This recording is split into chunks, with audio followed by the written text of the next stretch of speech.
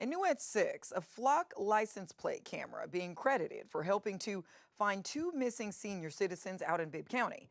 The West Blockton Police Department says they were able to identify the missing couple's vehicle through a flock safety license plate reader system. Now, the couple was eventually found safe in Sumter County. Now, the controversy over flock cameras, however, is not going away.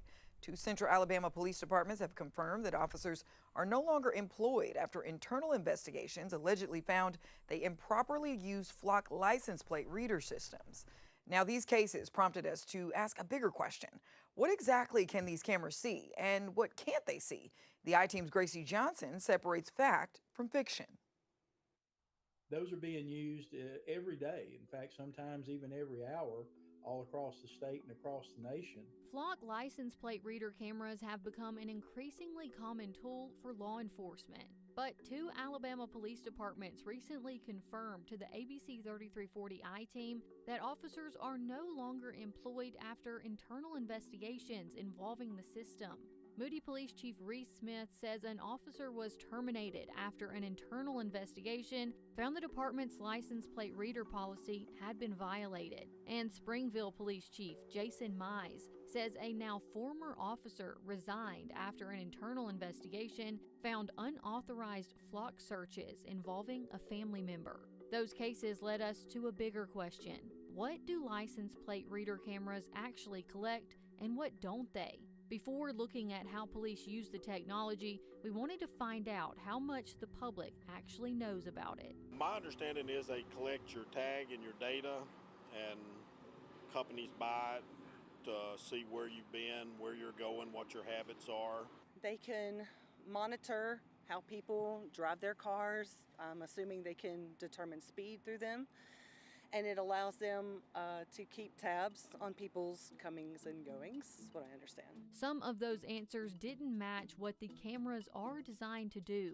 According to Flock, its cameras capture images of vehicles traveling on public roads, including license plates, vehicle make, model, color, distinguishing features, and the date, time, and location where the vehicle was detected. On its website, Flock explains what its license plate reader cameras are designed to do. Flock LPRs will take a picture in a single point in time from a single location.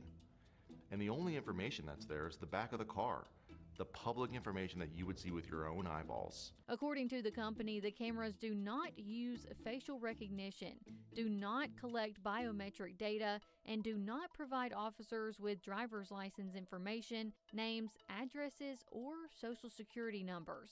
Instead, officers use information they already have, such as a license plate number or vehicle description, to search for possible matches. If there's someone who has a warrant out for them that's committed a violent crime, and you know that their vehicle is a white Ford pickup truck, and you know the license plate number of the vehicle that's registered to this individual, they can type that information in to the software, and anytime that vehicle fitting that description in that license plate was pinged essentially by any LPRs that are in the area that the local law enforcement, has access to, it will bring up footage. Huey Haas Mack, the executive director of the Alabama Sheriff's Association, says that capability has changed one way investigators solve crimes. Let's say we're 25 years ago and we have a double murder on a street.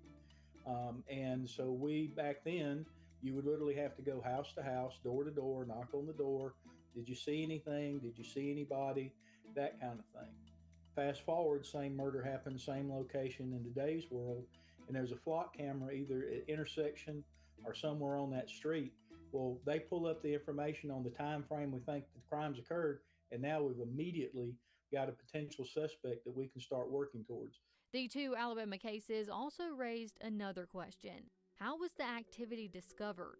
Chief Smith says Moody's internal investigation began July 10th and ended with the officer's termination on July 16th.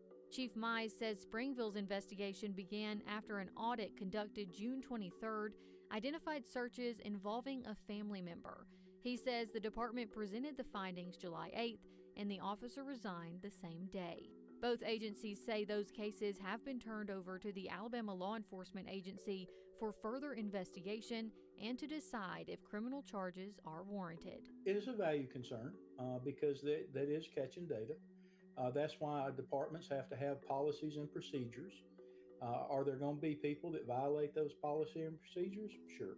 I don't think those isolated cases negate all the positive and negate all the information that we're able to obtain and work in these cases. Yet, some say the possibility of misuse still concerns them. I'm not saying it couldn't be used for good, but it's a thin line of privacy invasion, I think.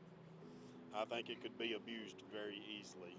We ask Aaliyah whether either investigation has resulted in or could result in criminal charges, and we are waiting for those answers. If you believe you've been affected by the improper use of a flock license plate reader system, we want to hear from you. You can email the ABC 3340 I-Team at iteam@abc3340.com.